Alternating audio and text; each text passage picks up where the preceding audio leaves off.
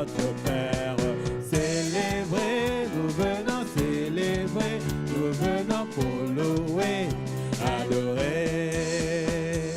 Célébrons-le en exerçant nos dons, sans négliger la sanctification.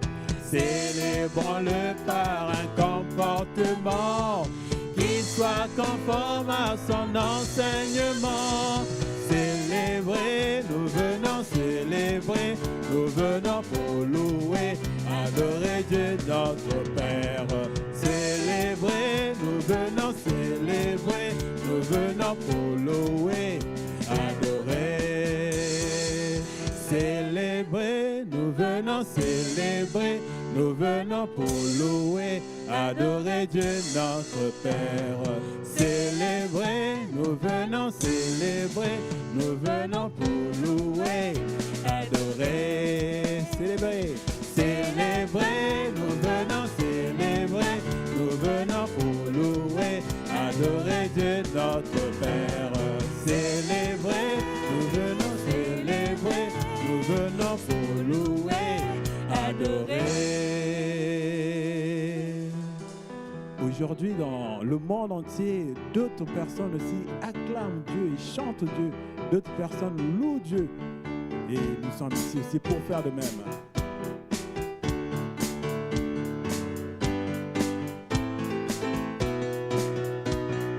Acclamez Dieu, gens du monde entier, et célébrez son nom glorieux.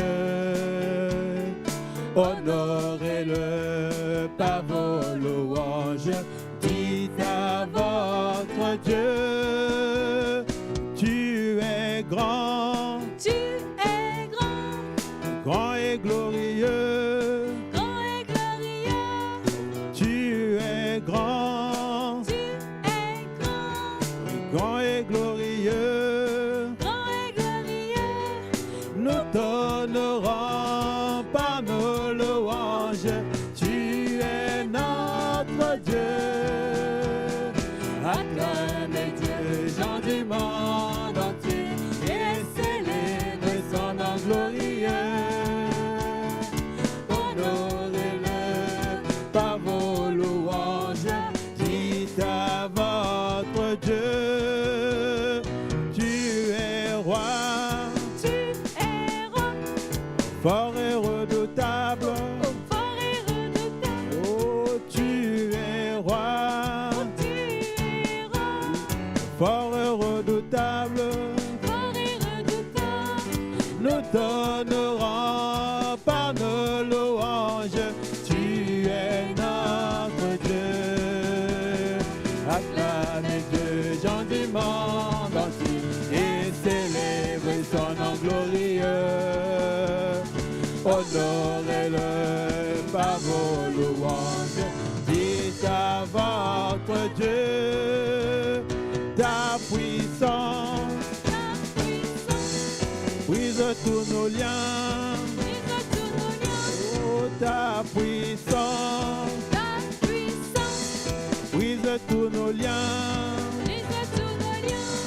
Nous t'honorons par nos louanges, tu es notre Dieu. Acclamez Dieu, gens du monde entier, et célébrez son nom glorieux.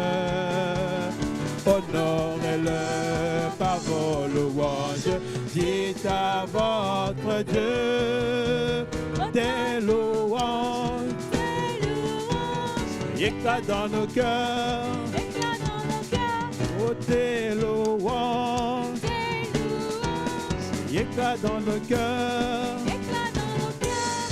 nous t'honorons par nos louanges, tu es notre Dieu. Acclamez Dieu, gens du monde entier, et célébrez son nom glorieux. Honorez-le par vos louanges, dites à votre Dieu des louanges. Tes louanges, Éclat dans nos cœurs, éclat dans nos cœurs. oh tes louanges. Tes louanges, Éclat dans nos cœurs, éclat dans nos cœurs. nous t'honorons par nos louanges.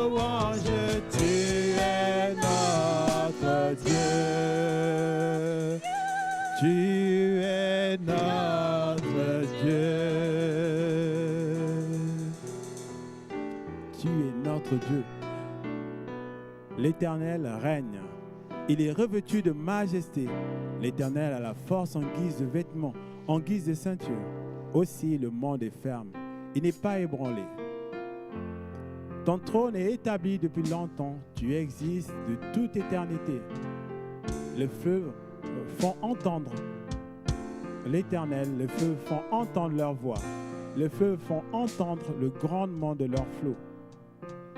Plus encore que la voix des grandes eaux, des flots puissants de la mer, l'Éternel est puissant dans tous les lieux célestes. Tes instructions sont entièrement vraies.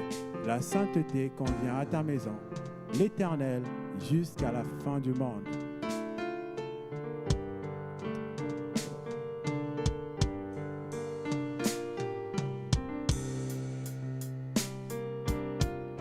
L'Éternel règne, il est majestueux. L'Éternel règne, il est saint de force. L'Éternel règne, il est sur son trône pour la durée des temps, pour la durée des temps. Dieu est puissant, dans les lieux célestes. Ses témoignages sont véritables. La sainteté convient à sa maison pour la durée des temps, pour la durée des temps. Puissance et force sont dans son temple, devant sa face, toutes les splendeurs, parmi des peuples, rendez-lui gloire pour la durée des temps, pour la durée des temps, pour la durée des temps. Nous t'adorons pour la durée des temps. Nous t'exaltons, car tu es grand et digne de louange. Éternel, tu as fait les cieux pour la durée des temps. Nous t'adorons pour la durée des temps. Nous t'exaltons, car tu es grand et digne de louange. Éternel, tu as fait les cieux.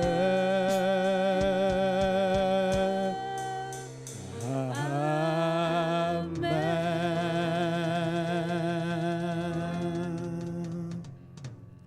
Oui, voilà qui est notre Dieu, celui qui règne pour la durée des temps. Et je pense qu'il est digne de confiance et on peut vraiment croire qu'il est le bon berger.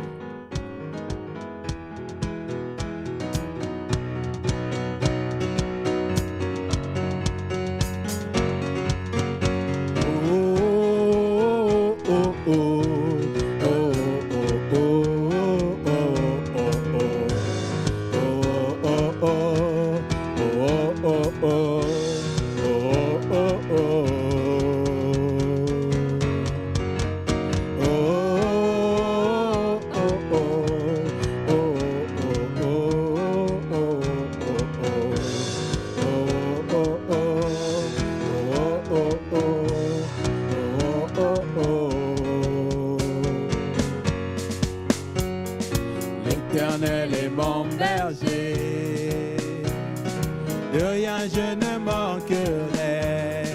Oh mon âme, chante mon âme. Pas à pas il me conduit.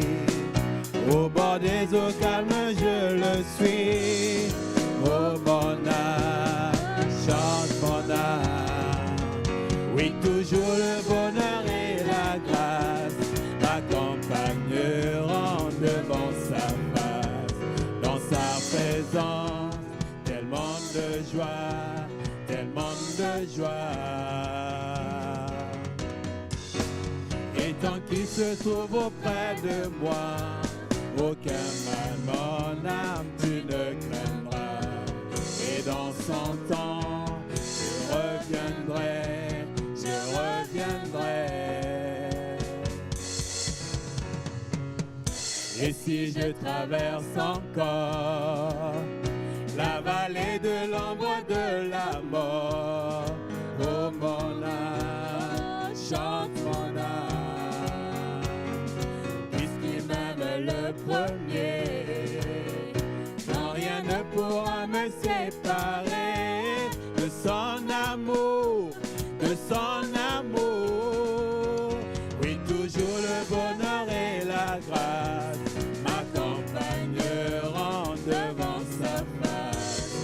Dans sa présence, tellement de joie, tellement de joie.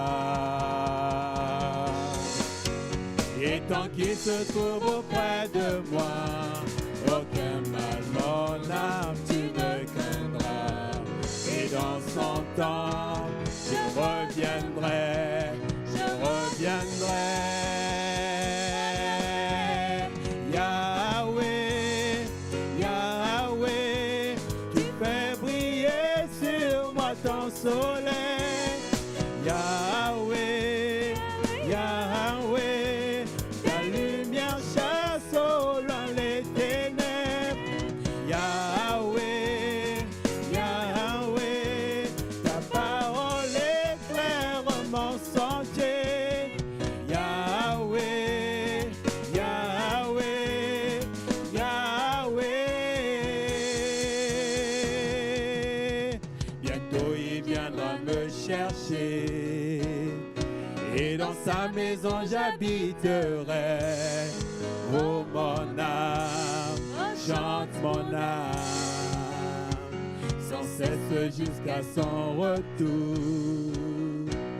Mon âme chante son amour tous les jours, oui tous les jours. Oui, toujours le bonheur et la grâce m'accompagneront devant sa face.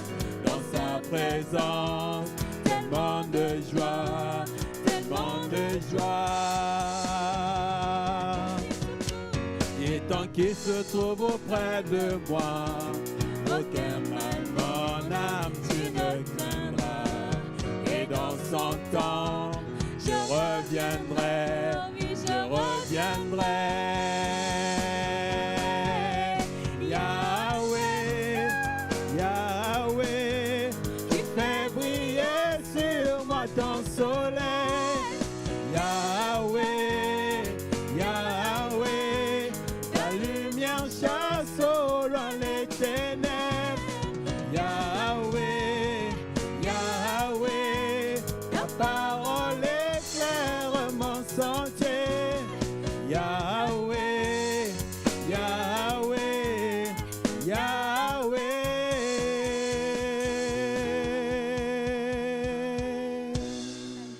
Amen. Oui, Seigneur, nous croyons que tu es le Dieu de l'éternité. En éternité, tu règnes.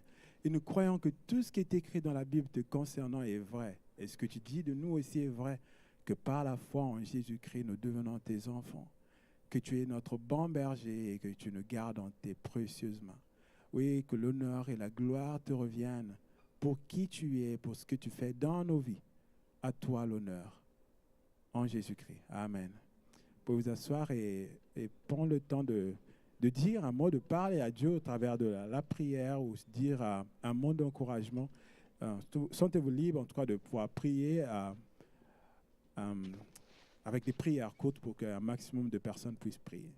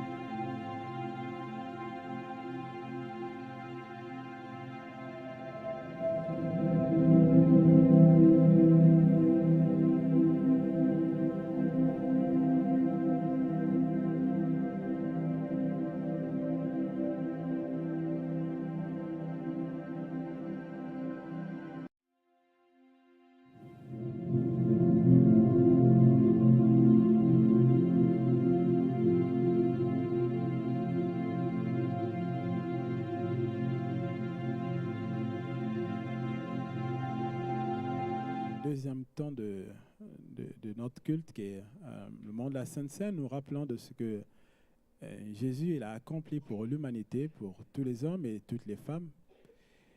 Et avant cela, je voulais lire un texte, celui de Matthieu 26, qui nous montre un peu à quel point ça a été une épreuve pour Jésus d'aller jusqu'à la croix. Et ensuite, nous chanterons un chant qui est, on peut dire, une prière imaginaire de Jésus à ce moment-là. Là-dessus, Jésus se rendit avec eux, donc ses disciples, dans un endroit appelé Gethsémane et dit aux disciples, « Asseyez-vous ici, pendant que je m'éloigne pour prier. » Il prit avec lui Pierre et les deux fils de Zébédée, et il commença à être saisi de tristesse et d'angoisse. Il leur dit alors, « Mon âme est triste à en mourir. Restez ici éveillés avec moi. » Puis il avança de quelques pas, se jeta le visage contre terre et fit cette prière. « Mon Père, si cela est possible, que cette coupe s'éloigne de moi. Toutefois, non pas ce que je veux, mais ce que tu veux. » Il revint vers les disciples qu'il trouva endormis, et il dit à Pierre, « Vous n'avez donc pas pu rester éveillés une seule heure avec moi? Restez vigilants et priez pour ne pas céder à la tentation. L'esprit est bien disposé, mais par nature, l'homme est faible. » Il s'éloigna une deuxième fois et fit cette prière. « Mon Père, s'il n'est pas possible que cette coupe s'éloigne de moi, sans que je la boive, que ta volonté soit faite. » Je vous invite à vous lever, à chanter ce chant du groupe EXO, « Glorifie ton nom ».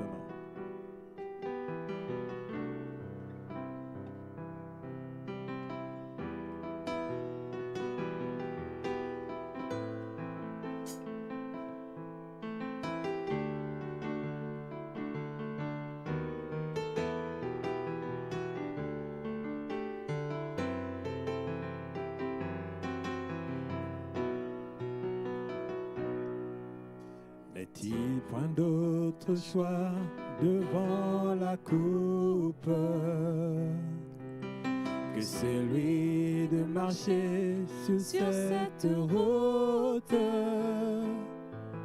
ce chemin de douleur, de peine et de malheur? N'y a-t-il rien que ce chemin de croix? Mon âme est dans l'effroi et dans le doute, mais je sais que ton cœur de père écoute chacun de mes soupirs, mes peurs et mon désir de satisfaire à ta prière en moi. Glorifie ton nom sur cette terre. Manifeste en moi la sainteté de ton pardon. Je m'abandonne entre tes mains, et puisque la vie t'appartient, qu'il en soit fait de moi selon les voies de ton amour divin. Combien de fois pourtant j'ai vu ta grâce lorsque je demeurais devant ta face. Mais là dans ce jardin, il ne reste plus rien que le fardeau de tous les maux du monde. Aucun pour partager de ma souffrance, le sang de l'agonie et de l'absence. Voici venu mon heure, viens soulager mon cœur. Mon Dieu, mon sort est en toi maintenant. Glorifie ton nom sur cette terre. Manifeste en moi la sainteté de ton pardon. Je m'abandonne entre tes mains, et puisque la vie t'appartient, il en soit fait de moi selon les voies de ton amour divin. Oh, glorifie ton nom sur cette terre. Manifeste en moi la sainteté de ton pardon. Je m'abandonne entre tes mains, et puisque la vie t'appartient, et sois lumière en moi, un son de joie jusqu'au-delà des temps.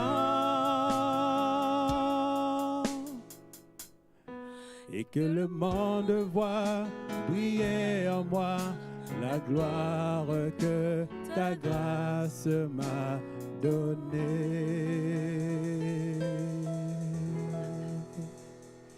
Oui, Seigneur, ça a été un calvaire pour toi d'aller jusqu'à la croix. Ce moment où on aurait cru que tu avais tout perdu, la gloire que tu avais auprès du Père. Toi qui étais innocent et te voilà condamné, humilié par des hommes que tu as fait de tes mains. Et tout cela, Seigneur, tu l'as fait par amour pour nous. Et en partageant le pain et le vin, nous voulons nous rappeler ce que ça t'a coûté, le prix de notre rançon. Et nous sommes honorés de savoir que tu l'as fait pour nous. Que l'honneur et la gloire te reviennent.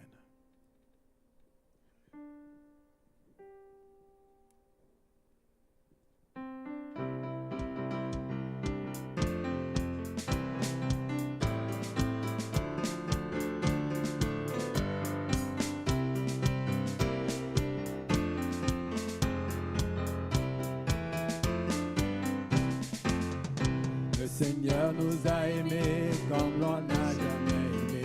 Il nous guide chaque jour comme une étoile dans la nuit. Quand nous partageons le pain, il nous donne son amour. C'est le pain de l'amitié, le pain de Dieu. C'est mon corps, prenez et mangez.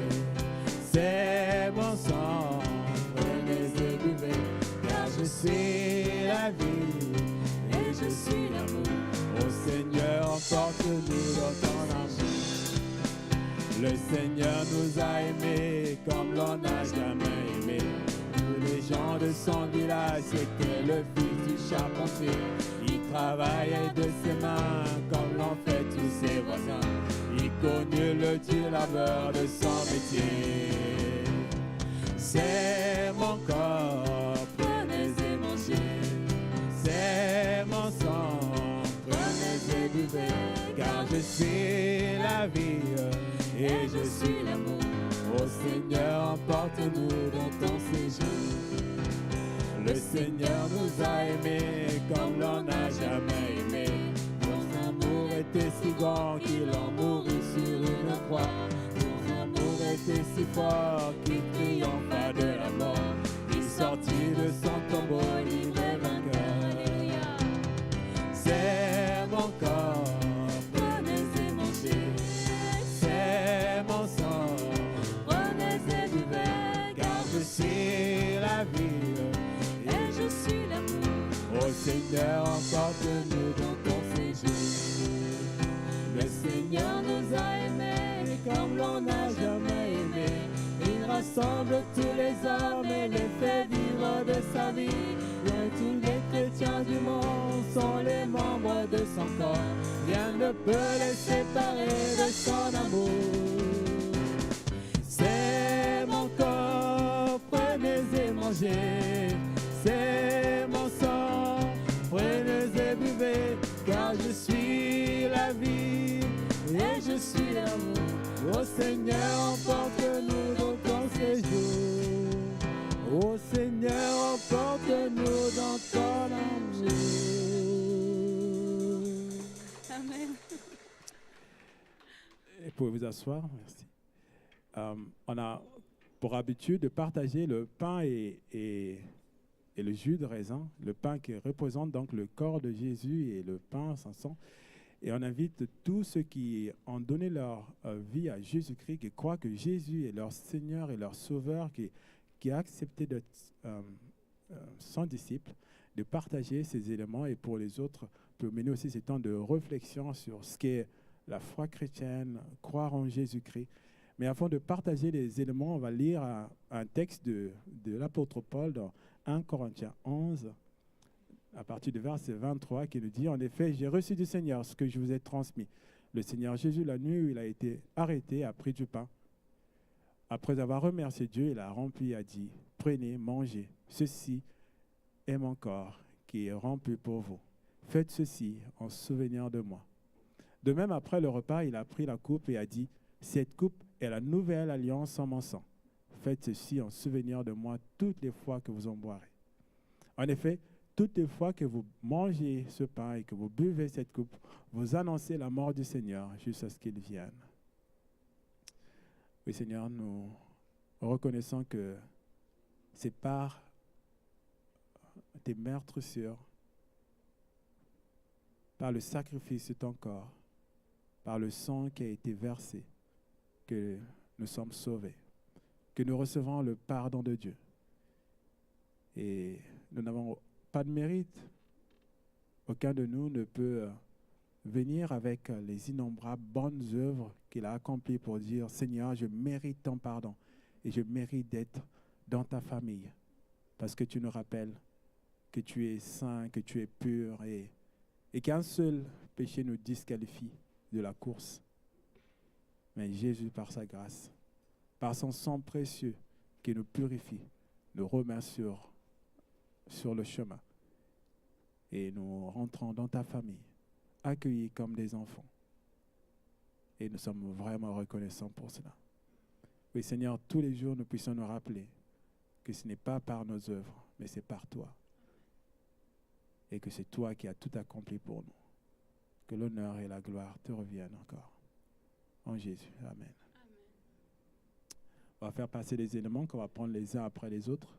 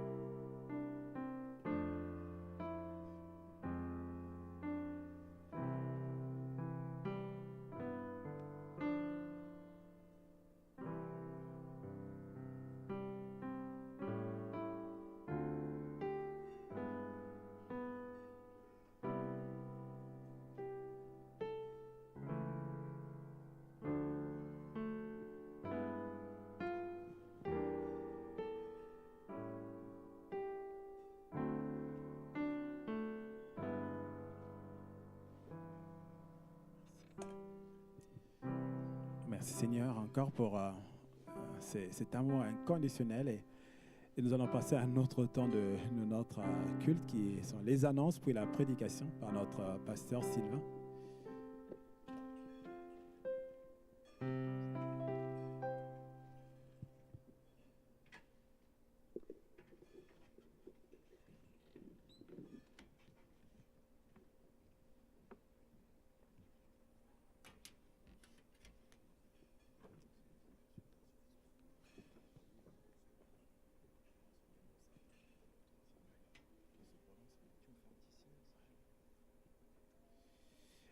Oui, Seigneur, merci pour ta parole. Ta parole est la vie, tu dis. Et il y a la vie dans ta parole, parce qu'il y a la sagesse. Il y a ce qui nous emmène à te connaître et à vivre une vie qui te plaise et qui mène justement à la vie éternelle. Et nous sommes reconnaissants que tu nous aies laissé ce testament qui nous permet de te connaître. Et nous prions, Seigneur, par les paroles de Sylvain aujourd'hui, tu nous aides encore à écouter, à comprendre par ton esprit et par ta grâce et ton esprit aussi à mettre en pratique ta parole pour qu'elle nous apporte la vie. En Jésus-Christ. Amen. Amen. Alors, je vous invite à saluer quand même votre voisin de gauche et de droite, lui dire « Jésus t'aime, moi aussi ». Si c'est vrai d'ailleurs, c'est mieux, mais...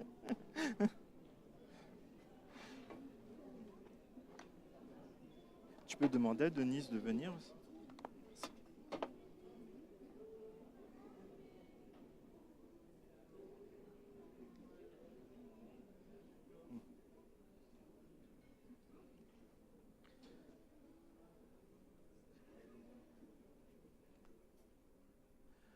Bienvenue à chacun et chacune. C'est une joie de se retrouver pour adorer Dieu, apprendre à le connaître et aussi se réjouir de ce qu'il fait au milieu de nous. Et c'est aussi ce qu'on veut vivre dans ce temps aussi où on se rappelle qu'est-ce qu'on a vécu cette semaine et qu'est-ce qu'on va encore vivre. Je vois beaucoup d'amour, beaucoup de... Voilà. Denise, viens. Va vous partager quelques informations par rapport à la vie de notre Église. Alors tout d'abord, cette semaine, nous avons la semaine avec les groupes de maison. Donc mardi à Forges à 20h, jeudi à Veneux à 20h30 et Vilaine aussi à 20h30, et vendredi à Nemours et Varennes. Et si vous avez besoin d'informations pour rejoindre l'un de ces groupes, vous pouvez aller voir l'équipe d'accueil qui se trouvera derrière cette table-là, qui pourra vous renseigner. Et puis, Denise, qu'est-ce qui s'est passé cette semaine? Tu veux bien nous raconter? Vendredi soir, nous avons eu un forum des missions. Alors, qu'avons-nous vu dans ce forum? Eh bien, nous avons revu les aspects bibliques et la mission de Matthieu 28, 20. J'imagine que tout le monde connaît ce verset par cœur. Je ne le citerai pas. Et dans ce cadre, nous avons revu combien l'Église est importante pour la mission. Nous avons examiné plusieurs textes de référence. Pourquoi la mission existe-t-elle? Dieu cherche des adorateurs, d'où notre responsabilité d'annoncer l'Évangile. Voilà, un des buts de la mission, c'est ça? Amen. Ai-je bien? Alors, nous avons vu 3 domaines dans lesquels nous pouvons travailler et dans lesquels l'Église doit être impliquée. La mission locale, vous pensez peut-être mission, c'est partir. Non, la mission est locale. La mission commence dans votre famille, en fait. Alors, la mission locale, comme la formation au témoignage, le discipulat, le rayonnement concret de l'Église autour de nous, les différents événements que vous pouvez vivre au sein de l'Église. Aimez concrètement les habitants, tous ceux qui sont autour de vous. Comment les aimons-nous? Alors, un deuxième point, la mission au loin. Alors là, c'est l'envoi de missionnaires. Et je n'énumérerai pas tous les besoins qu'il y a dans ce domaine, comme le soutien des projets missionnaires, le soutien des chrétiens persécutés. Et puis, nous avons vu l'importance de la formation de ministres de l'Évangile dans les facultés et les instituts. Et là aussi, il y a des besoins immenses. L'Église a besoin de vous. Il y a beaucoup de choses à faire, à poursuivre.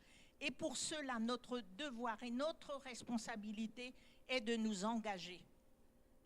Alors, nous vous encourageons vraiment tous, pas seulement quelques-uns, mais tous, dans cette voie. Renouvelons notre mentalité, renouvelons l'authenticité, la détermination et la transmission. Voilà, l'Église a besoin de chacun, le monde a besoin de vous. Trouvez des adorateurs pour rendre gloire à Dieu. Amen. Voilà. Ah oui, merci Denise. Je pense que j'ai trouvé la personne qui peut faire les comptes rendus pour... Et je pense qu'il y a une façon aussi de rentrer directement dans la mission, là. Tu veux nous proposer quelque chose de concret pour ce dimanche ? Je vous propose quelque chose que vous connaissez pour certains déjà, la vente de confiture. Alors, voilà, je n'ai pas besoin que mes fins de mois soient meilleures. Je veux aider ceux qui sont au loin. La totalité de la vente se fait au bénéfice de l'école du Bon Berger. C'est une école chrétienne, une école primaire et un collège au Togo. Merci Elisabeth. À Mango, au nord du Togo. Et c'est toujours comme ça. En achetant une ou plusieurs confitures, vous participez au soutien pour la scolarité des enfants. Il y a des enfants qui viennent de milieux très pauvres, dont les parents n'ont pas les moyens de financer la scolarité. Participer à l'achat du matériel nécessaire scolaire, bien sûr, et aussi au soutien des enseignants qui ne sont pas rémunérés par l'État. Mais ils ont accepté une rémunération plus faible dans le but de pouvoir enseigner et partager en même temps l'amour de Dieu. Les enfants sont enseignés, mais pas seulement scolairement. On leur montre, on leur apprend l'amour de Dieu. Et ça, c'est une chose tellement importante. Les enseignants vont visiter les familles pour mieux connaître l'enfant, mieux connaître le contexte dans lequel l'enfant vit. C'est important. C'est très important pour soutenir les enfants. Les enfants aiment aller à l'école. Le directeur, il est émerveillé de voir ce qui se passe jour après jour. Et l'ensemble du monde éducatif dans l'école vous remercie pour votre engagement. L'engagement financier en achetant une confiture ou plusieurs. Alors n'hésitez pas, je serai là-bas si vous avez d'autres questions. Merci.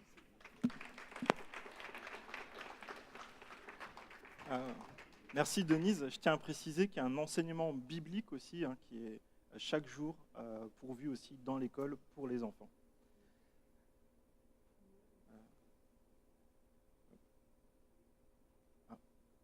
Ouais, je crois que j'ai complètement bugué. Tu veux bien m'aider, Nicolas? Alors, information.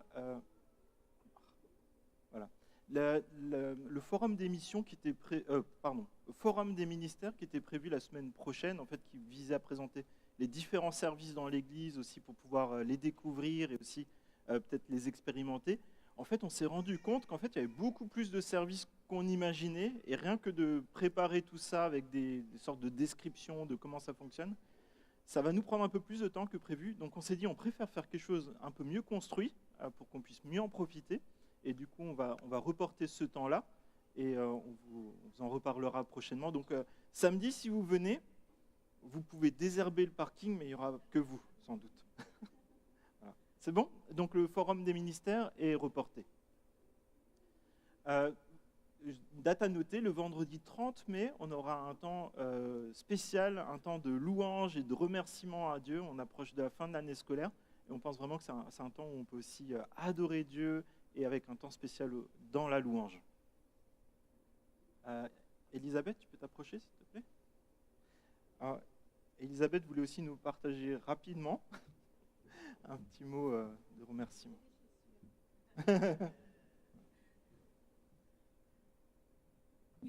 Bonjour à chacun de vous, mes frères, mes sœurs en Christ. Je tenais à vous remercier pour tout le soutien que vous m'avez apporté. La parole de Dieu nous dit dans Romains 12, je ne me rappelle plus quel verset, de pleurer avec ceux qui pleurent, de rire avec ceux qui rient. Et j'ai eu, j'ai eu l'occasion de vivre ça au travers de chacun de vous. Je vous remercie de tout mon cœur pour les dons que vous m'avez faits, votre présence, vos sourires, vos entrelacements. Merci beaucoup. Vraiment que le Seigneur se souvienne de chacun de vous et vous fasse du bien également. Au nom de Jésus. Amen.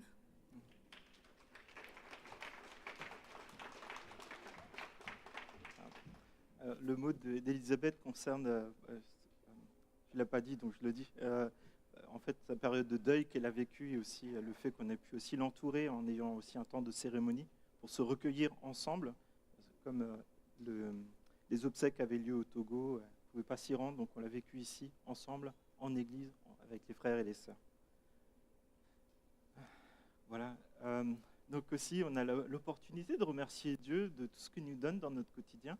Et on voit aussi dans les différents témoignages qu'on a pu avoir que finalement, la santé, un toit, de quoi manger, de quoi vivre, même une église finalement, pour nous entourer, ce n'est pas quelque chose qui nous est dû, c'est un cadeau que Dieu nous donne. Et on veut vraiment être reconnaissant de ça, et voilà, dans nos prières, mais aussi finalement en redonnant une partie de notre temps, une partie aussi de nos finances, pour montrer notre reconnaissance et notre adoration à Dieu.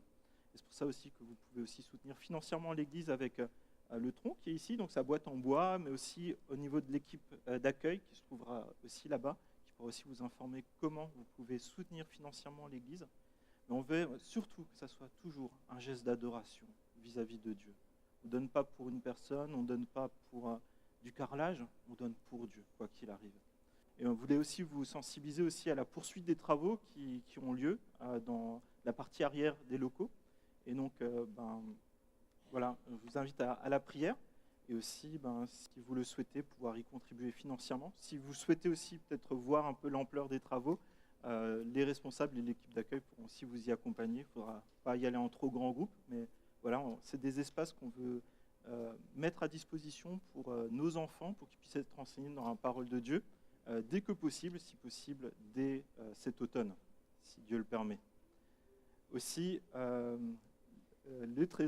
la trésorière, le trésorier m'ont confié la mission de vous rappeler que si vous n'aviez pas reçu le reçu fiscal de l'année dernière par rapport à vos dons à l'Église, n'hésitez pas à aller voir Herbert et Natacha, selon le cas, et ils pourront vous noter et puis chercher ça. Et si vous aviez un écart entre les dons que vous auriez faits, n'hésitez pas aussi à les voir. Mais il est fort probable que si vous avez fait des dons via Helloasso, le reçu fiscal se trouve sur Helloasso et pas sur la feuille que vous donnera la trésorière. Ça va ? Okay. Donc aussi, si vous venez pour là ou les premières fois, on serait très content d'être en relation ensemble si vous avez des questions sur la foi chrétienne, si vous souhaitez peut-être un rendez-vous pastoral. Et là aussi, l'équipe d'accueil pourra vous donner un carton qui s'appelle Faisons connaissance, qui vous permettra de recevoir les nouvelles de l'Église, demander un rendez-vous. Mais n'hésitez surtout pas, on souhaite vraiment vivre l'Église ensemble et nous encourager les uns les autres. Et voilà, donc j'invite les enfants à se diriger avec leur super moniteur pour un temps d'enseignement adapté à leur âge. Pour les adultes, je vous invite à ouvrir votre Bible dans Romains au chapitre 2.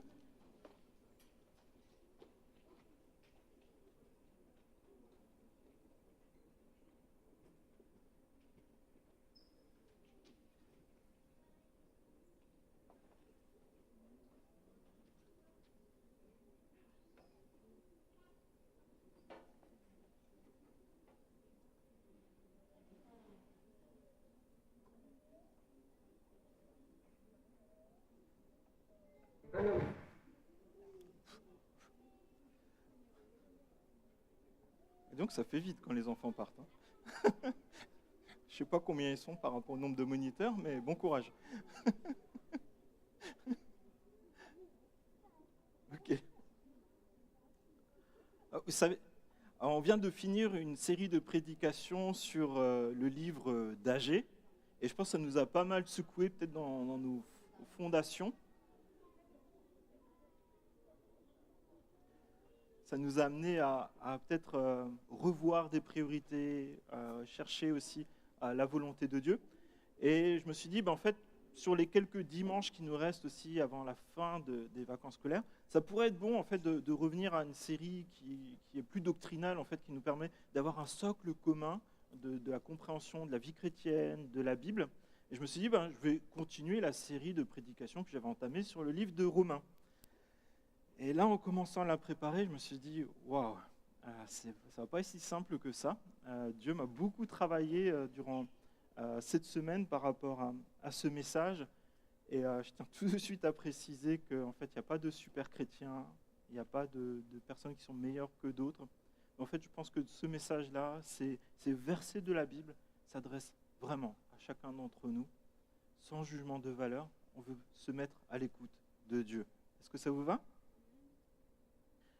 Et avant ça, du coup, j'avais une question pour vous. Est-ce que vous connaissez un monsieur Willie Brooks ? Non ? Je dois avouer que ça me rassure un peu. Et je vous propose de le découvrir en vidéo.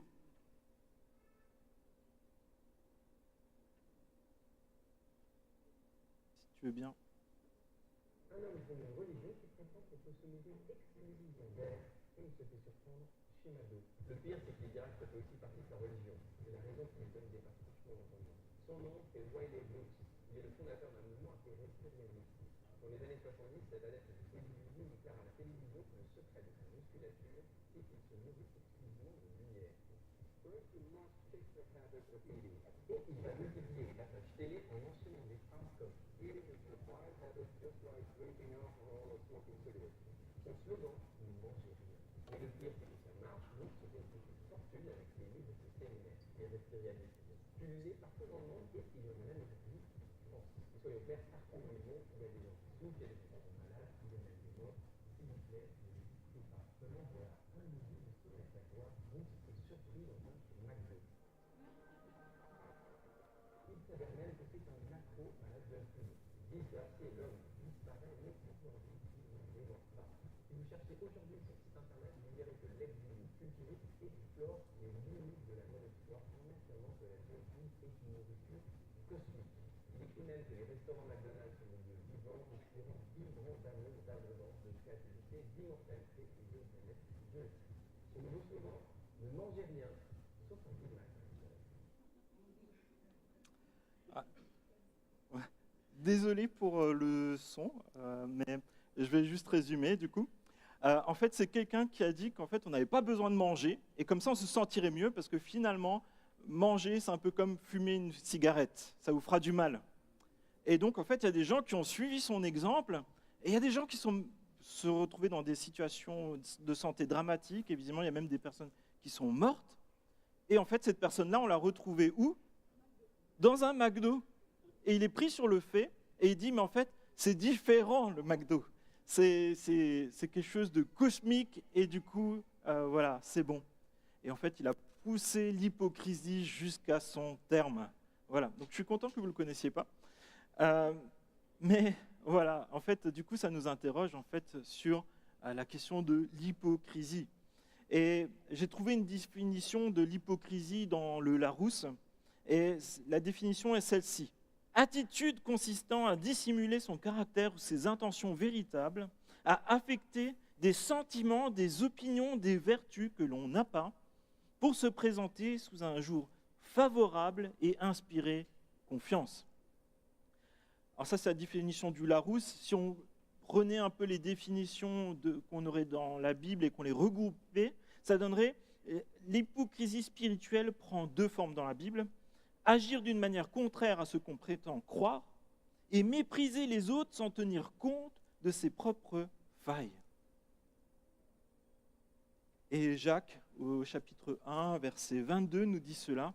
« Mettez en pratique la parole, ne vous contentez pas de l'écouter en vous trompant vous-même par de faux raisonnements. » Et c'est là que je me dis, mais en fait, l'hypocrisie, ça nous touche chacun, mais pour autant, je pense qu'aucun d'entre nous s'est dit « j'aimerais tomber dans le jugement de Dieu, j'aimerais que le jugement de Dieu tombe sur moi en étant hypocrite parce que cela me semble être la bonne voie à suivre. Je pense que personne ne s'est jamais dit ça. Et c'est finalement à cause d'une fierté mal placée que l'on se dit « je veux que les gens me respectent, peut-être qu'ils m'aiment, peut-être qu'ils m'apprécient, peut-être qu'ils m'admirent. » Mais s'ils savaient vraiment qui je suis, ils ne me respecteraient pas. Peut-être qu'ils m'aimeraient même pas. Et donc, ça nous amène à fabriquer une apparence un peu meilleure que ce qu'on est réellement. Et puis parfois, pour se déculpabiliser, on se dit, mais en fait, les autres, ils font pareil, non? Mais finalement, c'est oublier que Dieu voit nos cœurs. Il voit au-delà des apparences. Et ce qui est terrible dans l'hypocrisie, c'est que finalement, plus on la pratique, plus finalement, on va rentrer dans un mécanisme qui va nous amener à nous tromper nous-mêmes et être un mensonge pour nous-mêmes.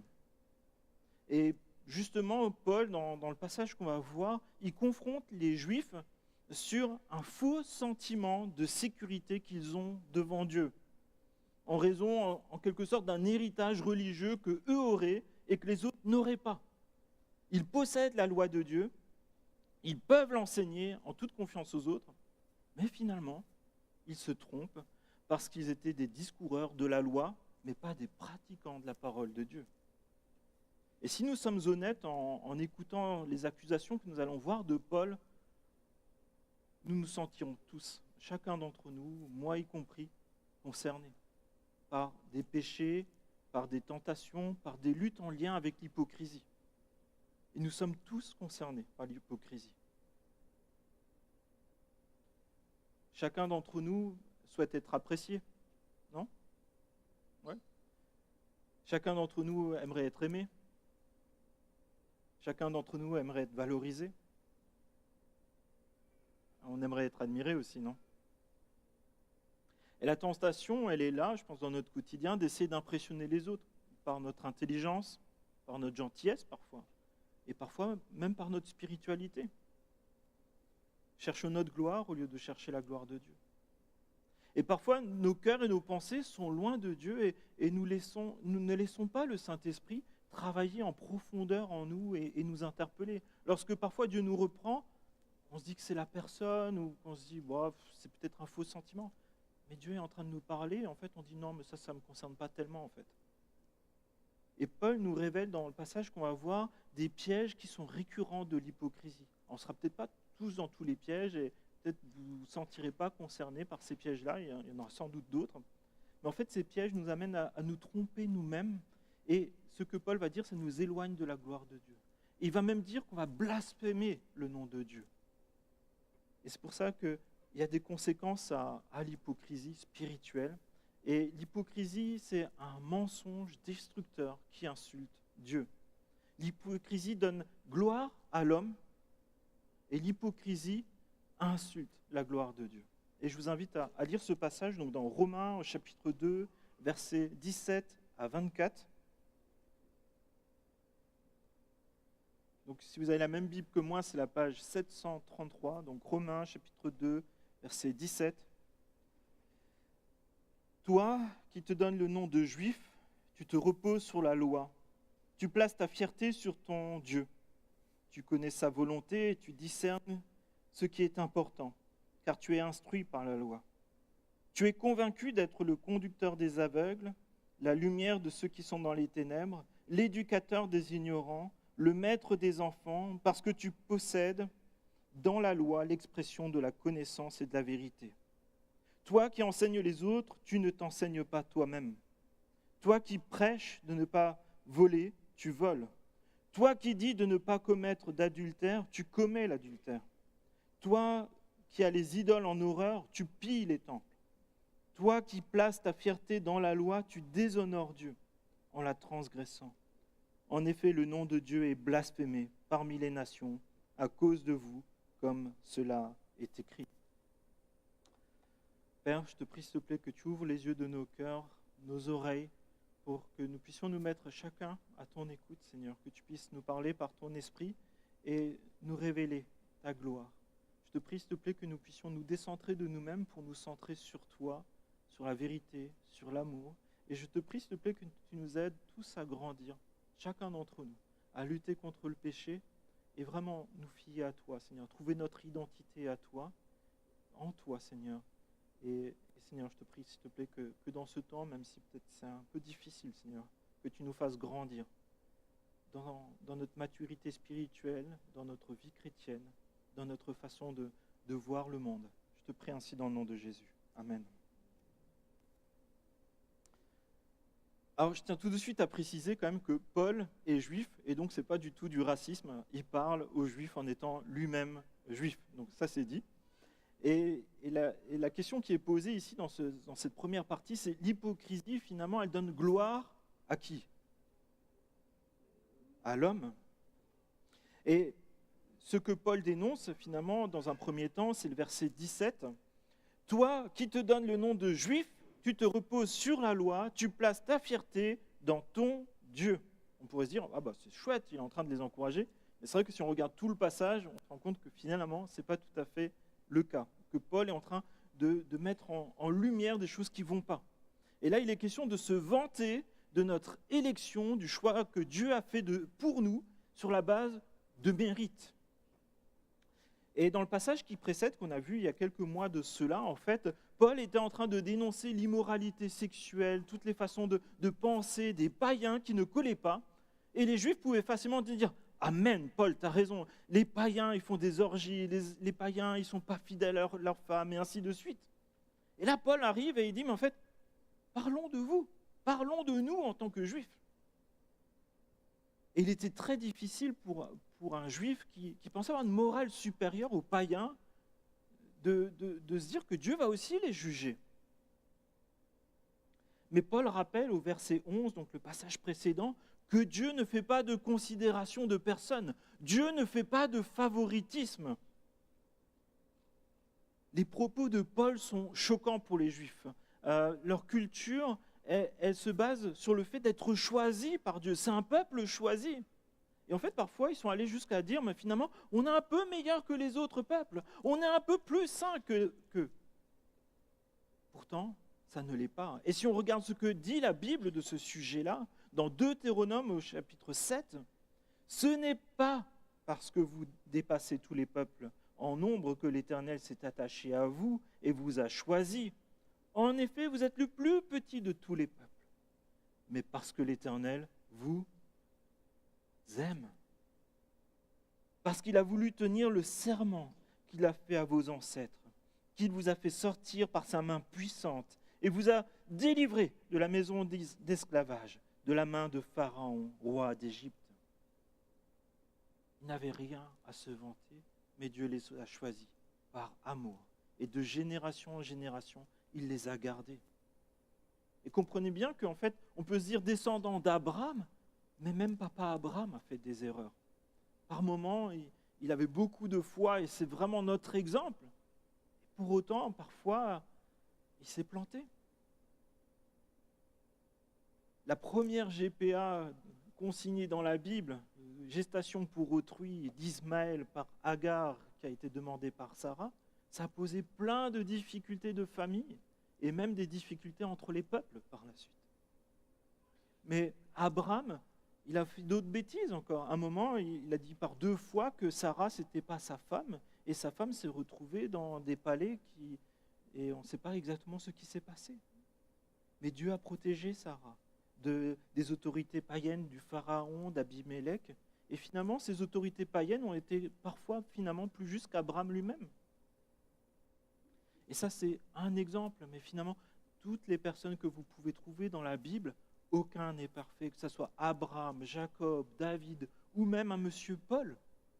Tous ont péché et tous ont eu besoin de repentance à un moment ou à un autre. Et nous aussi, nous avons besoin de repentance. Nous avons besoin de voir les réalités qui sont devant nous à la lumière de la parole de Dieu.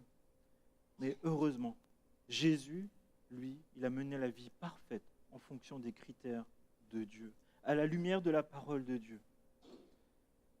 Alors, vous me direz, oui, bon, ça c'est pour les Juifs. Mais nous, aujourd'hui, on peut se dire chrétien, on peut se dire sauvé, on peut se dire en sécurité vis-à-vis du jugement de Dieu.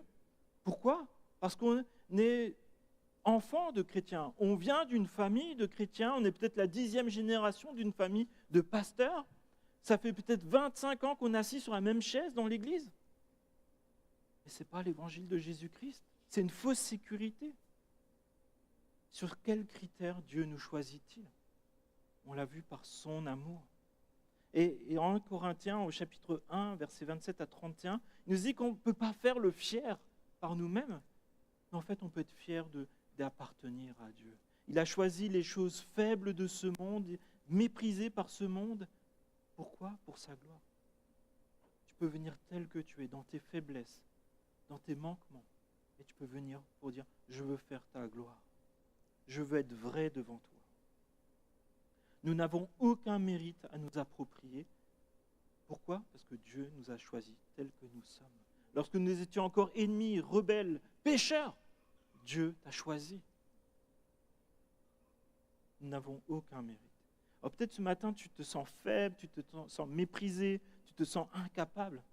Mais j'ai envie de te dire, Dieu t'a choisi pour sa justice, pour sa sagesse, par sa force, par sa sainteté, par le sacrifice de Jésus-Christ. Jésus-Christ, il est venu dans ce monde, il est mort à la croix, il a souffert pour nos péchés, il a souffert pour nos manquements, il a souffert pour nos mensonges, pour que nous puissions ressusciter avec lui pour une vie glorieuse dans sa lumière. Et ça, c'est accessible à chacun d'entre nous aujourd'hui. Et on a besoin de vivre un temps de repentance lorsqu'on rencontre Jésus. On a besoin de dire, j'arrive pas par moi-même, mais je sais que toi, tu es puissant, je sais que tu es fort, je sais que tu peux transformer ce qui est mort en moi, ce qui est mauvais en moi, toi, tu peux le transformer en ce qui va t'adorer. Et mes amis, j'ai envie de dire, ce n'est pas seulement au moment où on rencontre Jésus, on en a besoin dans notre cheminement quotidien, de laisser le Saint-Esprit nous éclairer, nous illuminer, nous parler par sa parole, pour que nous ressemblions de plus en plus à Jésus, qu'il puisse avoir toute la latitude pour travailler en nous.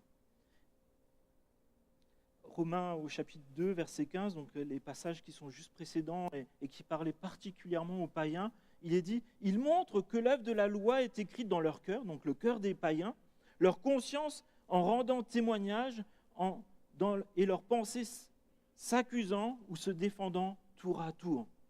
Les païens aussi, nous aussi, même si on est loin de Dieu, Dieu nous a donné une conscience. Dieu nous a donné, peut-être même si c'est peut-être parfois partiel, une connaissance de ce qui est bien ou mal. Et parfois, nous nous asseyons un peu dessus, nous nous habituons parfois au mal. Mais Dieu nous donne un juge intérieur. Et là, il est en train de dire aux Juifs, mais vous n'avez pas seulement une conscience, vous avez la parole de Dieu. Verset 18, tu connais sa volonté et tu discernes ce qui est important, car tu es instruit par la loi. Et Paul responsabilise finalement les Juifs vis-à-vis de leur connaissance. Il leur dit, mais vous savez qu'est-ce qu'il faut faire, vous savez ce que je n'aime pas. Et les Juifs, eux, ils se glorifiaient de la loi, de l'avoir, d'avoir des grosses Bibles, des grosses Torahs. Ils se sentaient un peu meilleurs que les autres peuples qui adoraient, eux, des idoles. Et Israël, c'est un peuple qui a une grande culture orale, donc on apprend par cœur tout l'Ancien Testament dès son jeune âge. Et en fait, Paul, il est en train de le dire, ce n'est pas de posséder la parole de Dieu. On peut avoir des collections de Bibles, mais si on ne pratique pas la parole de Dieu, on est à côté de la plaque.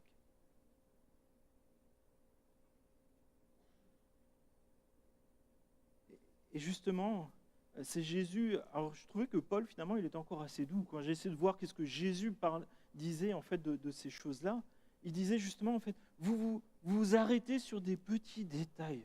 Et Jésus prend l'exemple en fait de ces fils qui dépassent des vêtements. Et c'était quelque chose qui était demandé dans le Deutéronome au chapitre 22, qui est des franges aux quatre coins des vêtements. Et Jésus dit ça aux pharisiens. Toutes leurs actions, ils les font pour se faire remarquer par les hommes. Ainsi, ils portent de grands phylactères et allongent les franges de leurs vêtements. Et Jésus est en train de dire, oui, il y a des franges, ça a été demandé dans la parole de Dieu. Je ne sais même pas trop pourquoi, hein, pour être franc avec vous. Mais il a dit, oui, il faut des franges, mais pas un concours de franges. Vous avez des franges, mais vous n'appliquez pas les grands principes. Aimer Dieu, aimer son prochain, prendre soin les uns des autres, et surtout rendre gloire à Dieu par une vie complète qui honore Dieu. On peut tous trouver quelque chose qui marche bien et dire « Ah, ça c'est bon ». Mais dans la globalité, à quoi ressemble ma vie à la lumière de la parole de Dieu? Verset 19, « Tu es convaincu d'être le conducteur des aveugles, la lumière de ceux qui sont dans les ténèbres, l'éducateur des ignorants, le maître des enfants, parce que tu possèdes dans la loi l'expression de la connaissance et de la vérité. Toi qui enseignes les autres, tu ne t'enseignes pas toi-même. »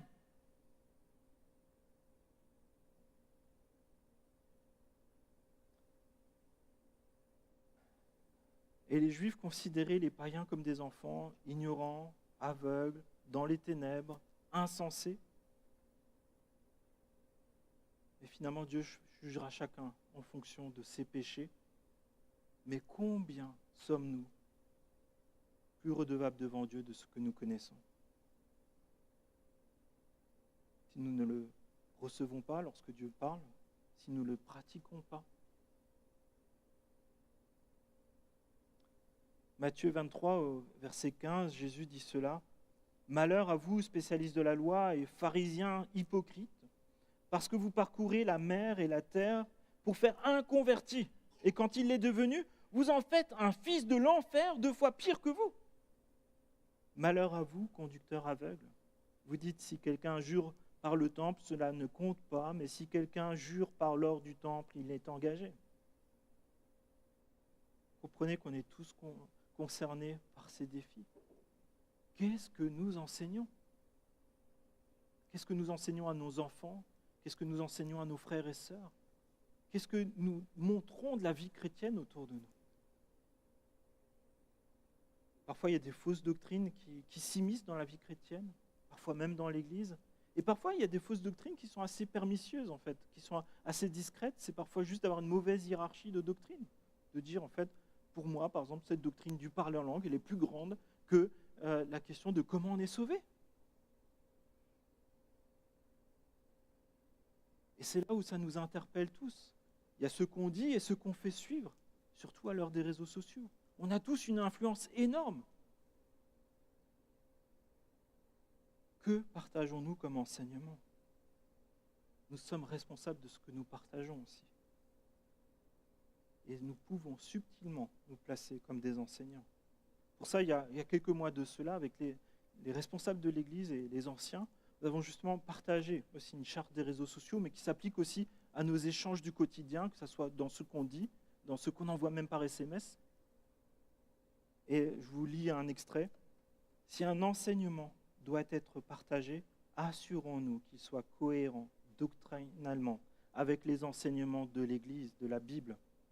La Bible mettant particulièrement en garde ceux qui enseignent les autres, dans Jacques au chapitre 3, verset 1.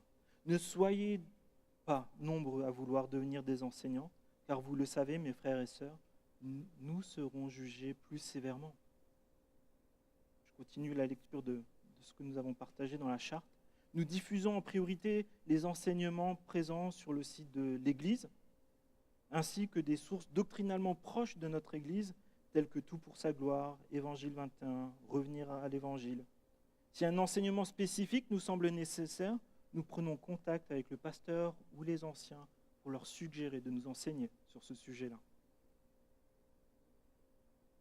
Et finalement, Paul, après, va parler de plusieurs pratiques d'hypocrisie selon le fonctionnement juif, qui était basé beaucoup finalement sur une question de bonne conduite extérieure. Mais Paul leur dit, mais finalement, qu'est-ce qu'il en est dans votre cœur? Mes amis, comme les Juifs, on peut facilement rester sur les apparences. On peut rester uniquement sur des domaines moraux de notre vie. On peut rester sur des choses où on se sent au top. Peut-être on a un don de libéralité, mais un problème avec la calomnie. Peut-être on a un don de service, mais peut-être une difficulté avec les autorités. Le fait d'être exemplaire dans un domaine n'empêche pas d'avoir des luttes dans d'autres domaines.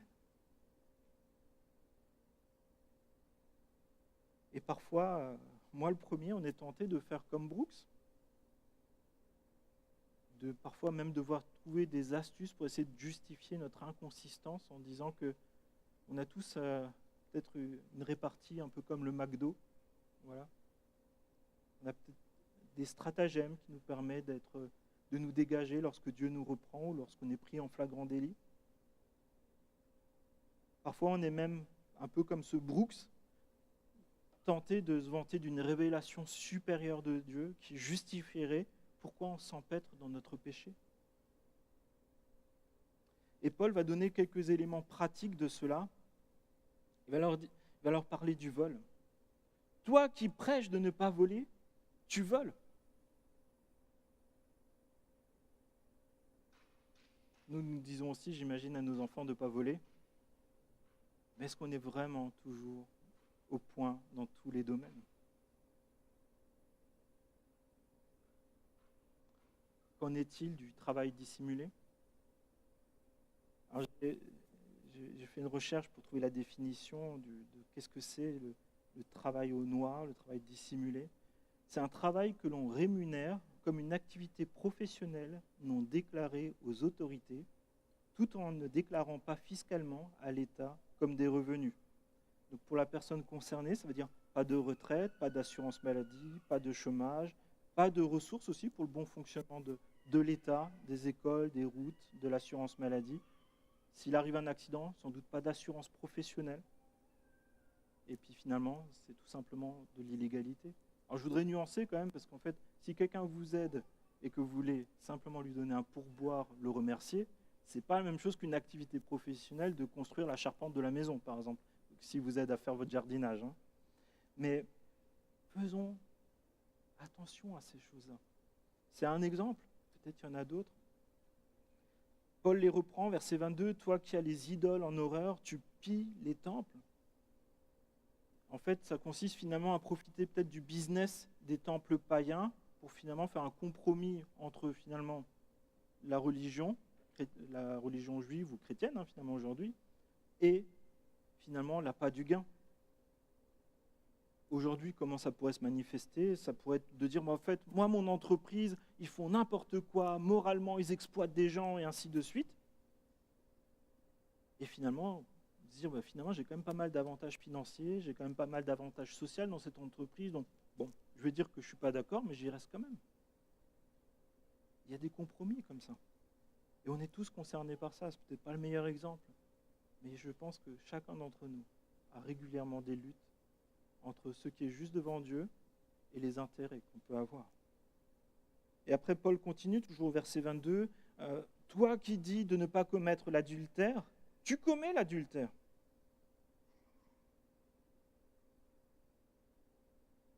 Et ça nous rappelle qu'un juif, comme un chrétien, peut être coupable de vol, d'adultère, d'idolâtrie, peut-être physiquement, mais aussi dans son cœur. C'est Jésus qui dit cela en Matthieu 5, 27. Vous avez appris qu'il a été dit, tu ne commettras pas d'adultère, mais moi je vous dis, tout homme qui regarde une femme pour la convoiter a déjà commis un adultère dans son cœur. Ça marche aussi dans l'autre sens, hein, si jamais vous aviez des doutes. Tout commence dans le cœur. Il ne faut pas se leurrer. Ce n'est pas parce qu'on fréquente une église, que peut-être on est là tous les dimanches, à toutes les réunions, qu'on est meilleur que les non-chrétiens, qu'on ne connaît pas les péchés des non-chrétiens, qu'on ne les pratique pas. Vous savez, au moment de notre conversion, il se passe un avant et un après, au moment de notre repentance et du fait qu'on décide de suivre Jésus. Que ce soit notre sauveur, mais aussi le chef de notre vie. Et il y a un avant et un après, le Saint-Esprit vient en nous et commence à nous transformer. Mais en fait, à un moment, on peut stagner dans cette transformation parce qu'on ne s'implique pas volontairement, nous-mêmes, dans cette transformation.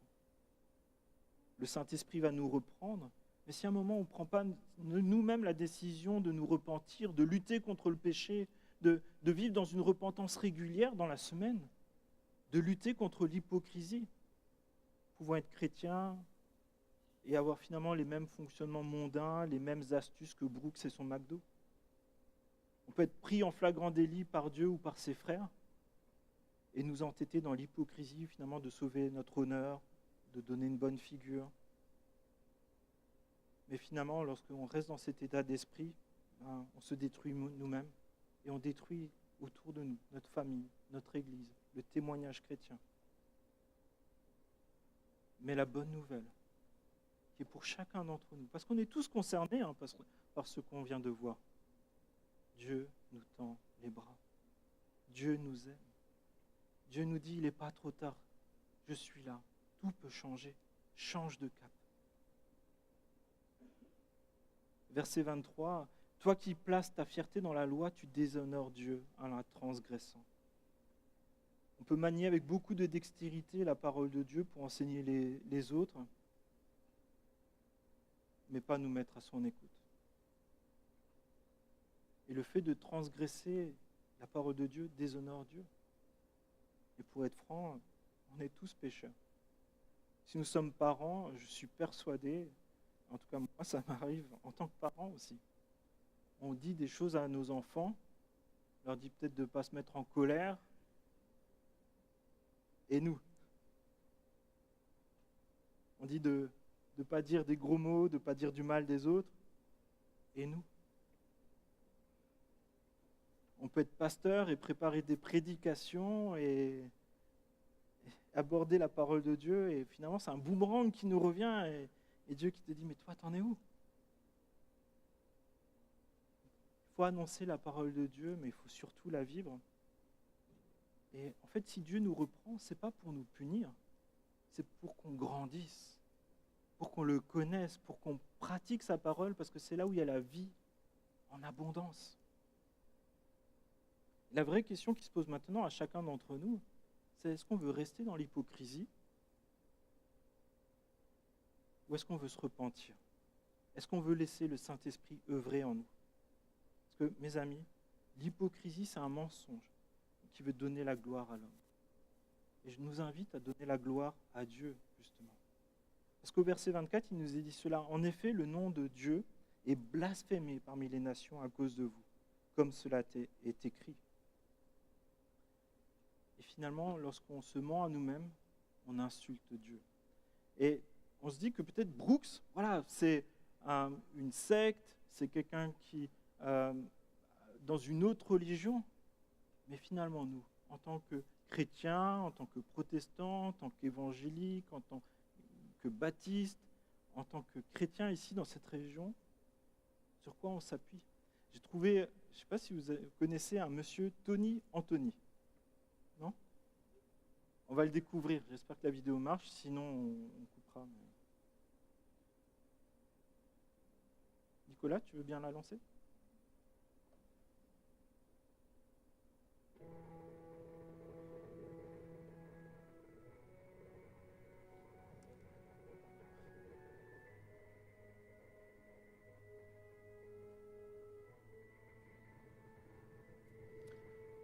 Bon, on va passer. Alors, Tony Anthony, en fait, c'est quelqu'un qui était un évangéliste et il a écrit un best-seller évangélique qui s'appelle... Quelqu'un connaît? Il s'appelle comment? Le livre?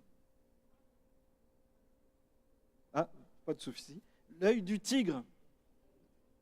Et il a été vendu à plus de 1,5 million d'exemplaires, traduit en plus de 25 langues. Cet homme a été invité à beaucoup de congrès jeunesse et aussi à des congrès chrétiens adultes. Au bout d'un moment, en fait, cette personne se vantait d'avoir été enlevée par son grand-père pour être initiée dans une secte chinoise au kung-fu et est devenu une sorte de spécialiste mondial des arts martiaux qui a gagné 3 fois un championnat mondial et qui finalement est devenu une sorte de mercenaire d'élite pour protéger aussi de grandes figures mondiales. Et finalement, il s'est repenti finalement aussi du mal qu'il faisait parce qu'en fait, il utilisait finalement ses capacités pour faire le mal, y compris pour des meurtres.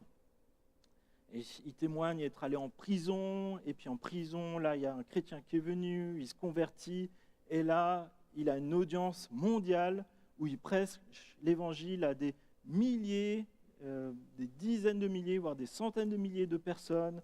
Il écoule des millions de livres pour présenter l'évangile et surtout son témoignage à lui. On pourrait se dire, amen, super. Mais une enquête indépendante a été mandatée, parce que ça commençait quand même à faire un peu bizarre, des personnes ont trouvé des incohérences dans ce livre, et finalement l'Alliance évangélique britannique a épluché en fait les éléments clés de la biographie, et finalement ils se sont rendus compte, je vous donne juste quelques éléments, que des choses avaient été inventées et plagiées en plus. Donc ils voient des incohérences biographiques. Il affirme avoir été formé en Chine par son grand-père qu'il avait kidnappé, mais finalement ils se rendent compte que son grand-père est décédé avant sa naissance. Il dit avoir dirigé des équipes d'élite aux quatre coins du monde pour protéger des personnalités, mais en regardant sa date de naissance, il n'avait que 14 ans. Et puis finalement, ils ont trouvé des passages, ils se sont dit, tiens, peut-être on avait déjà vu ça quelque part. Et là, ils se sont rendus compte qu'il y avait du plagiat. Il y avait des passages qui étaient copiés des sites internet et d'ouvrages venant de Bruce Lee. Vous rigolez, moi aussi. Mais imaginez juste, juste le budget pour imprimer tous ces livres. Et justement, des éditions connues, Urania, Maison de la Bible, ils étaient responsables de la version francophone et ils ont décidé de retirer l'ouvrage de la vente et de mettre un terme à toute sa diffusion. Et ils ont dû faire une déclaration. Nous avons été choqués d'apprendre que ce témoignage très impressionnant ne reposait pas sur la réalité des faits. Nous sommes profondément attristés par cette manipulation qui nuit au témoignage chrétien. Ce genre de tricherie est non seulement un mensonge, mais il fait aussi du tort à ceux qui sincèrement ont été touchés par ce livre. Et il leur restait des dizaines de milliers de livres qu'ils ont dû payer pour détruire finalement. Et finalement, on voit que parfois il y a des témoignages qui peuvent nous sembler très impressionnants, mais finalement qui desservent l'évangile et la gloire de Dieu. Et ça, visiblement, en plus, il y a quelques années de ça, il a republié un livre pour corriger les erreurs de date, mais pas pour s'excuser, visiblement. Et on voit justement les dégâts qui sont causés par l'hypocrisie. Et lorsque la lumière vient, on peut se rendre compte qu'il y a une perte de crédibilité. Elle jette le discrédit sur tous les récits de conversion que les gens vont entendre par la suite. Ça nuit dans la confiance que nos amis peuvent avoir dans les témoignages chrétiens, dans les livres. Ça compromet la centralité de l'évangile centré sur Jésus-Christ, l'évangile qui dit être la vérité. Et ça nécessite le discernement. Et nous sommes appelés en tant que chrétiens à faire preuve de discernement, de sagesse et de vigilance. Et on voit qu'ici, en fait, il y a une hypocrisie religieuse qui est là, y compris dans nos milieux.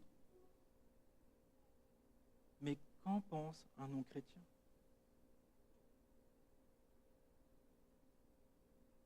Quel impact ça a sur la crédibilité des chrétiens et de l'Évangile ?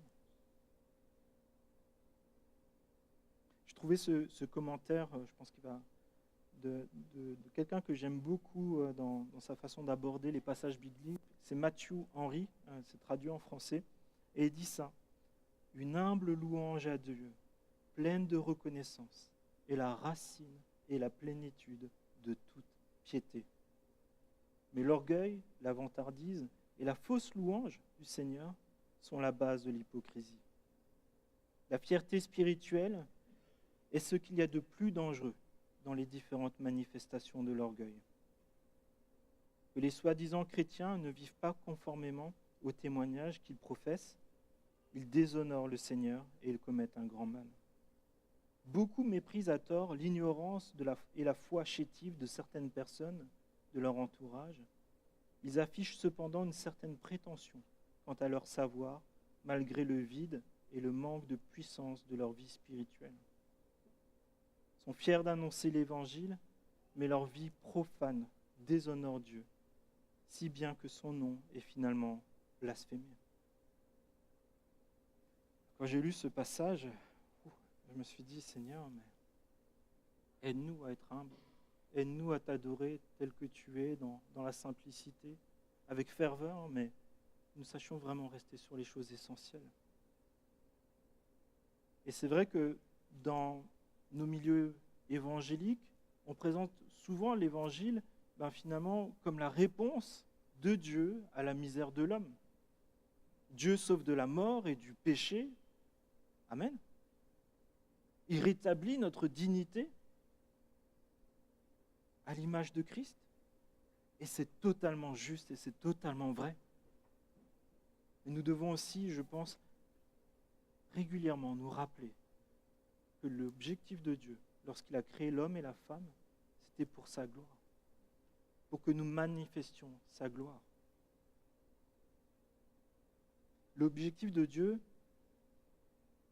c'est de nous aimer, même si on le méprise aujourd'hui, pour que nous le connaissions et que nous le suivions. Mais ce passage, je pense, nous présente aussi l'évangile de la gloire de Dieu. C'est ce qu'on trouve dans plusieurs passages de la Bible, comme 2 Corinthiens au chapitre 3. Si notre évangile est encore voilé, il l'est pour ceux qui périssent et pour les incrédules, dont le Dieu de ce monde a aveuglé l'intelligence, afin qu'ils ne voient pas briller l'éclat que projette l'évangile de la gloire de Christ, qui est l'image de Dieu. Nous sommes appelés à regarder à l'image de la gloire de Christ. Christ mort et ressuscité. Christ qui est notre modèle, ressuscité, pour que nous ayons une vie nouvelle, aujourd'hui et jusque dans l'éternité, pour la gloire de Dieu le Père. Et c'est pour ça qu'on a été créés. Et la question qui se pose à chacun d'entre nous, est-ce que nous voulons vivre en ignorant Dieu? Est-ce que nous voulons vivre en servant Dieu, mais pour nos intérêts? Ou est-ce que nous voulons vivre pleinement pour la gloire de Dieu? Il y a des conséquences tellement positives à vivre pour la gloire de Dieu. Vivre pour un Dieu qui est plus grand que nous. Un Dieu que nous voulons honorer, ou dans lequel nous pouvons trouver toute notre joie, notre paix. Un Dieu qui veut nous libérer de nos fardeaux, libérer du regard des autres, libérer du regard de la société, libérer peut-être même du regard négatif qu'on a sur nous. Et expérimenter finalement l'action miraculeuse de Dieu dans notre quotidien. De savoir que Dieu a tout donné pour nous racheter, pour nous purifier, pour nous appeler ses enfants. Et mes amis, tant qu'on sera ici sur terre, on ne sera pas parfait. On aura des luttes. On aura parfois besoin de se dire « Seigneur, donne-moi le courage d'abandonner ce qui ne te plaît pas. Parle-moi, montre-moi s'il te plaît. » Mais combattons quotidiennement pour maintenir notre relation personnelle avec Dieu. Et ça, on le trouve dans ces temps précieux où on se retrouve autour de la parole de Dieu, dans la prière, seul, peut-être en couple, peut-être en famille, peut-être aussi en église. Le dimanche matin, on a un temps spécial à 9h où on veut lire la parole de Dieu, prier ensemble. C'est peut-être l'occasion de découvrir cela. Mais c'est aussi par la confession de nos péchés, de nos luttes. Tant qu'on garde les choses cachées dans les ténèbres, tant qu'on ne les met pas à la lumière de Dieu, finalement on va rester dans un cheminement qui va nous tirer vers le bas. Mais Dieu nous appelle à la lumière. Il nous appelle à vivre pour lui pleinement dans sa gloire. C'est pour ça qu'on a besoin les uns des autres, de personnes qui sont fidèles à Christ, qui nous encouragent. Et ça nous emmène à cultiver une vraie honnêteté, une vraie humilité devant Dieu. Mais pas juste dans les principes, dans le faire, dans l'être. Et ça nous emmène à trouver notre solution, pas en nous-mêmes, mais vraiment en Christ. Et peut-être une des solutions toutes simples, c'est de méditer la Bible, de se dire, mais en fait, quand je lis ce passage, comment ça s'applique à moi dans mon quotidien, dans mes pensées? Comment est-ce que je peux lutter contre un péché particulier? Peut-être la colère, peut-être de l'immoralité, peut-être des calomnies, peut-être de l'orgueil. On peut peut-être mémoriser des versets, à nous rappeler, à ruminer dans nos pensées, pour dire à Dieu, mes pensées, je veux que ça soit tes pensées, Seigneur mon Dieu. Peut-être si on a un problème de colère, on peut se rappeler Jacques chapitre 1 verset 20. La colère de l'homme n'accomplit pas la justice de Dieu. Proverbe 29 verset 11. L'insensé laisse libre cours à sa colère, mais le sage la contient. La vengeance, Romains 12 verset 19. Ne vous vengez pas vous-même, car il est écrit « À moi la vengeance, à moi la rétribution », dit le Seigneur. L'orgueil, Proverbe 16 verset 18. L'orgueil précède la ruine. Jacques 4 verset 10. Humiliez-vous devant le Seigneur et il vous élèvera. La convoitise, gardez-vous avec soin de toute soif de posséder, car la vie d'un homme ne dépend pas de ses biens, même s'il est dans l'abondance. Mes amis, ne nous laissons pas tromper par ce qui se passe autour de nous, d'une certaine façon de penser de ce monde. Ton identité se trouve en ce que Jésus a fait pour toi, dans le fait que tu es enfant de Dieu. Et nous voulons glorifier Dieu, ensemble, en Église, les uns vers les autres, mais aussi à l'extérieur de l'Église, vers nos amis, vers nos collègues, vers nos familles. Mes amis, nos enfants voient qui nous sommes, ceux qui me reprennent le plus. Laissons un exemple positif, un exemple qui montre qu'on peut se repentir aux générations qui se trouvent derrière ces portes. Je vous invite à la prière. On peut prendre 30 secondes pour peut-être se remettre chacun devant Dieu. J'invite l'équipe aussi à s'installer.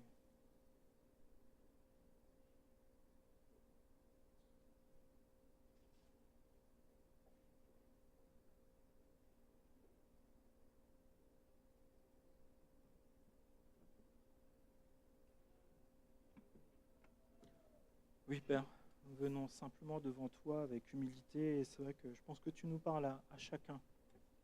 Et Seigneur, ce qui est bon, c'est que tu n'es pas là pour nous juger, pour qu'on périsse, mais tu viens pour nous donner la vie en abondance, une vie qui a du sens devant toi, Seigneur. Et Seigneur, je te prie, s'il te plaît, que nos cœurs, nos pensées, Seigneur, nos attitudes soient placées sous l'éclairage de ta parole, Seigneur, sous la conduite de ton Esprit Saint, Seigneur.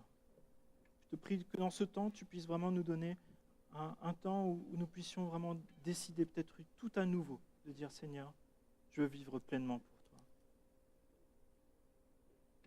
Seigneur, délivre-moi des pensées qui m'amènent à vouloir l'admiration ou l'amour des autres. Seigneur, je veux ton amour à toi, Seigneur. Je veux te plaire à toi en premier. Seigneur, conduis-nous dans tes voies. Préserve-nous des tentations de l'orgueil, de l'hypocrisie, Seigneur. Aide-nous à être vrais devant toi, Seigneur. Seigneur, s'il te plaît, c'est ma prière pour moi, pour ma famille, pour notre Église, Seigneur.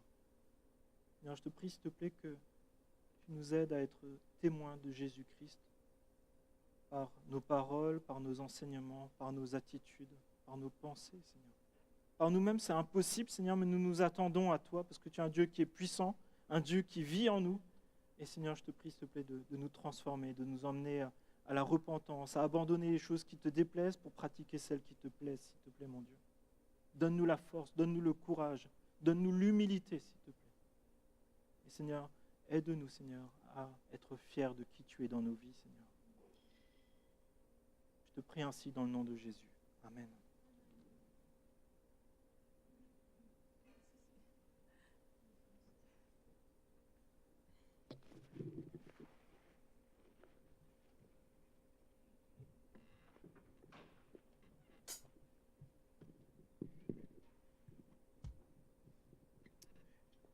Je vous invite à vous lever, à chanter ce chant ensemble. Comme une prière à Dieu.